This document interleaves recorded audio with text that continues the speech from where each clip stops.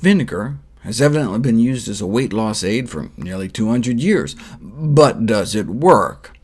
Well, like hot sauce, it can be a nearly calorie-free way to flavor foods, and there's all sorts of tasty exotic vinegars out there now, like fig, peach, and pomegranate to choose from. But the question is there something special about vinegar that helps with weight loss? Vinegar is defined simply as a dilute solution of acetic acid, which takes energy for our body to metabolize, activating an enzyme called AMPK, which is like our body's fuel gauge. If it senses that we're low, it amps up energy production, tells the body to stop storing fat and start burning fat. And so, given our obesity epidemic, it's crucial that oral compounds with high bioavailability are developed to safely induce chronic AMPK enzyme activation, which would potentially be beneficial for long-term weight loss. No need to develop such a compound, though, if you can buy it at any grocery store. We know vinegar can activate AMPK in human cells, but is the dose one might get sprinkling it on a salad enough? If you take endothelial cells, blood vessel lining cells from umbilical cords after babies are born, and expose them to various levels of acetate, which is what the acetic acid in vinegar turns into in our stomach, it appears to take concentration of at least 100 to get a really significant boost in AMPK. So how much acetate do you get in your bloodstream sprinkling about a tablespoon of vinegar on your salad? You do it 100, but only for about 15 minutes. And even at that concentration, 10 or 20 minutes exposure doesn't seem to do much. Now, granted, this is in a petri dish, but we didn't have any clinical studies until we did. A double-blind trial investigating the effects of vinegar intake on reduction of body fat in overweight men and women. Now, they call them obese, but they were actually slimmer than your average American. In Japan, they call anything over a BMI of 25 obese, whereas the average American adult is about 28.6. But anyway, they took about 150 overweight individuals and randomly split them into one of three groups: a high-dose vinegar group, where they drank a beverage containing 2 tablespoons of apple cider vinegar a day; a low-dose group, where they drank a beverage containing only 1 tablespoon of apple cider vinegar a day; and a placebo control group, where they had them drink an acidic beverage they developed to taste the same as a vinegar drink, but using a different kind of acid, so there was no acetic acid. No other changes in their diet or exercise. In fact, they monitored their diets and gave them all pedometers to make sure that the only significant difference between the three groups was the amount of vinegar they were getting every day.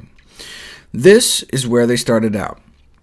And within just 1 month, statistically significant drops in weight in both vinegar groups compared to placebo, with higher dose doing better than the low dose, which just got better and better month after month.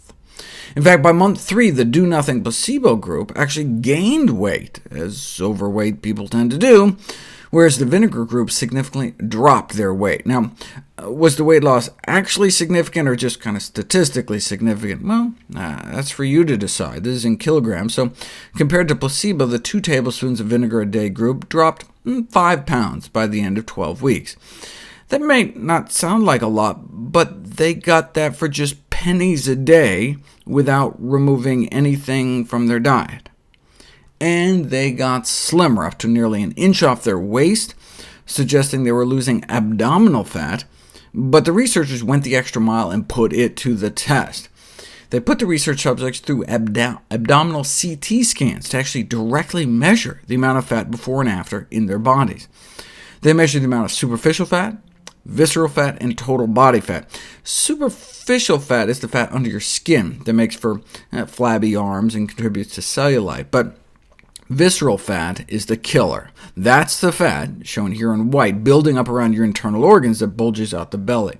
And that's the kind of fat the placebo group was putting on when they were gaining weight. Not good.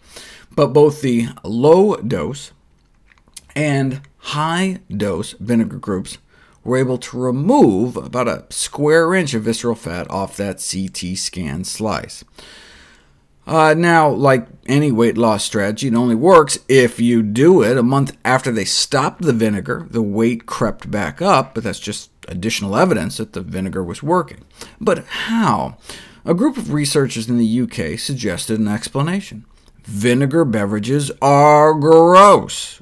They made a so-called palatable beverage by mixing a fruity syrup and vinegar and water, and then went out of their way to make a really nasty, unpalatable vinegar beverage, both with white wine vinegar, which were so unpleasant the study subjects actually felt nauseous after drinking them, so ate less of the meal they gave it with. So there you go. Vinegar helps with both appetite control and food intake, though these effects were largely due to the fruity vinegar concoctions invoking feelings of nausea. So is that what was going on here? Were the vinegar groups just eating less? No. The vinegar groups were eating about the same compared to placebo. Same diet, more weight loss, thanks perhaps to the acetic acid's impact on AMPK. Now, the CT scans make this a very expensive study, so I was not surprised it was funded by a company that sells vinegars, which is good, since otherwise we wouldn't have these amazing data, but is also bad, because it always leaves you wondering if the funding source somehow manipulated the results. But the nice thing about companies funding studies about healthy foods, whether it's some kiwi fruit company or the National Watermelon Promotion Board, watermelon.org, check it out, is that, what's the worst that can happen? Here, for example, if the findings turned out to be bogus, worst comes to worst, your salad would just be tastier.